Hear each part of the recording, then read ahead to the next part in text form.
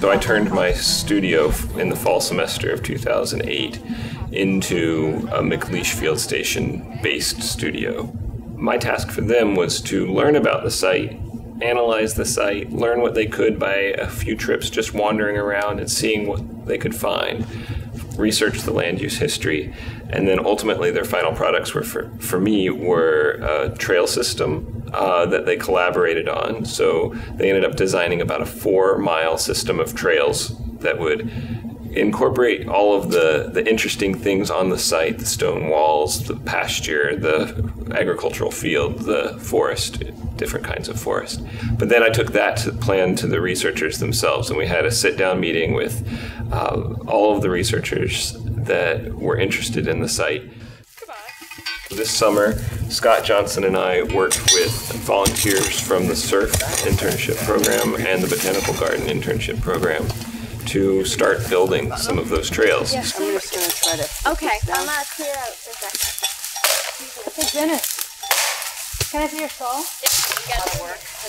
The first step, and as you can see over here, that we're taking off the top layer of leaves and pine needles, and then we have to sort of rake down or chop down through the duff, which is sort of all the organic matter, the soft stuff, and we want to get down to the harder mineral soil, the more, resilient, durable, compacted soil.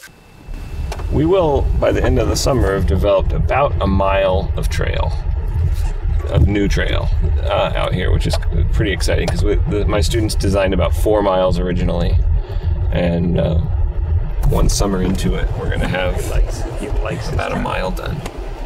But we're really just looking for a nice way to go, path through the woods that's aesthetic, as well as traveling on durable surfaces. We're really trying to create sustainable trails that will last a long time and that also prevent erosion. And that's a really big thing for us, is that we don't want to build a trail in an area where it will degrade over time. We want trails that last forever.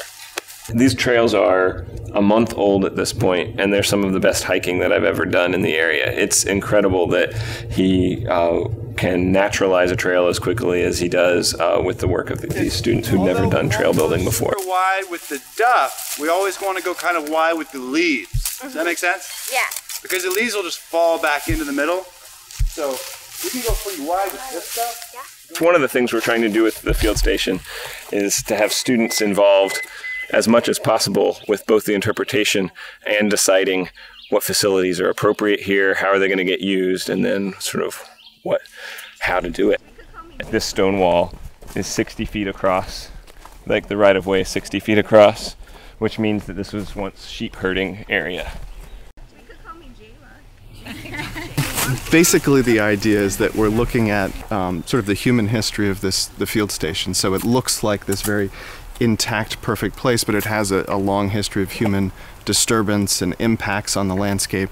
And so part of what this work is doing is sort of piecing together how humans have affected this forest in the past.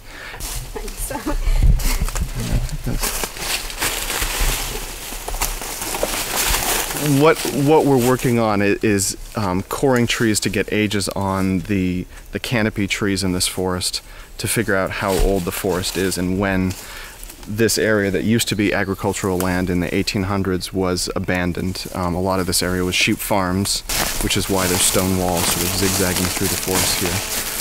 And we're coring the trees, and they give a very precise date on when a sheep pasture or other agricultural land was abandoned.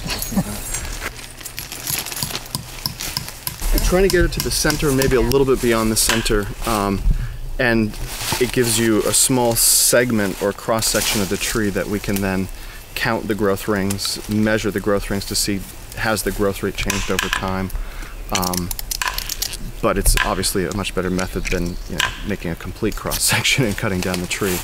So this way, and it's basically non-destructive. The trees don't seem to be harmed by it because it's such a small segment of the wood. So that's the bark right there.